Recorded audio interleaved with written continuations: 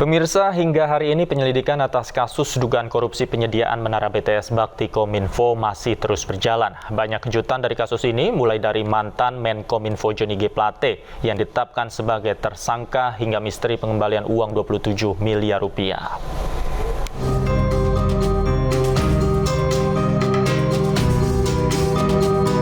Masyarakat masih menyoroti kasus dugaan korupsi penyediaan Menara BTS Bakti Kominfo, di mana mantan Menkominfo Johnny G. Plate didakwa menerima uang sebesar 17.848.308.000 rupiah. Kasus ini melibatkan beberapa orang, seperti Anang Ahmad Latif yang diduga menerima uang sebesar 5 miliar rupiah. Lalu Yohan Suryanto sebanyak 453.608.400 rupiah.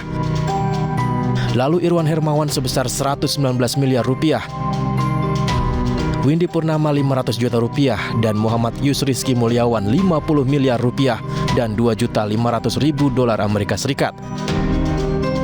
Kasus ini menyebabkan kerugian negara hingga 8,3 triliun rupiah. Pengungkapan kasus ini semakin berkembang.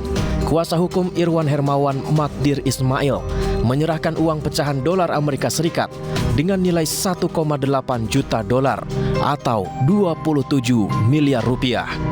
Namun demikian, Magdir tidak menyebutkan siapa yang menyerahkan uang tersebut. Kejaksaan Agung mendatangi kantor Magdir Ismail untuk mengetahui siapa pengirim uang tersebut. Satu tempat sudah kita geledah terkait dengan perkara BTS dan aliran dana. Kasus korupsi BTS Bakti Kominfo bermula dalam rangka memberikan pelayanan digital di daerah terdepan, terluar, dan tertinggal dengan membangun 7.904 Base Transceiver Station atau BTS. Namun setelah melalui pemeriksaan satelit, laporan pembangunan hanya ada 958 tower.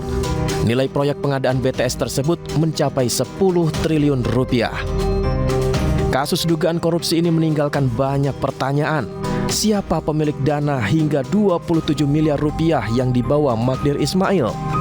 Lalu, apakah karena kasus dugaan korupsi ini, 7.904 menara Base Transceiver Station atau BTS akan kembali mangkrak? Tim Liputan iNews melaporkan.